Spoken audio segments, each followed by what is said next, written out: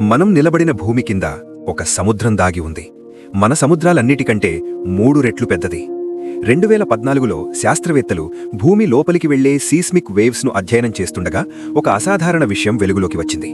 భూమి లోపల సుమారు 660 కిలోమీటర్ల లోతులో భారీ మొత్తంలో నీరు దాగి ఉందని వెలుగులోకి వచ్చింది.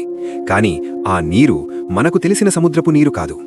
రింగ్వుడైట్ అనే రాయిలో నీటి అణువులు చిక్కుకొని ఉన్నాయి. భూమి సర్ఫేస్ మీద ఉన్న మొత్తం సముద్రాల నీటి కంటే 3 రెట్లు ఎక్కువ నీరు భూమి లోపల ఉండొచ్చని శాస్త్రవేత్తలు చెబుతున్నారు. శాస్త్రవేత్తల ప్రకారం భూమి మీద సముద్రాలు బయటి నుంచి రాలేదు, భూమి లోపలి నుంచే మెల్లగా బయటకు వచ్చాయి. వాల్కానిక్ యాక్టివిటీ వల్ల ఈ భూగర్భ నీరు వేల కోట్ల సంవత్సరాలుగా పైకి వచ్చి సముద్రాలు ఏర్పడ్డాయి. ఇంకా ఆశ్చర్యకరమైన విషయం, భారతదేశం కింద ఉన్న మ్యాంటిల్లో కూడా ఇలాంటి నీటి నిల్వలు ఉండొచ్చని శాస్త్రవేత్తలు భావిస్తున్నారు.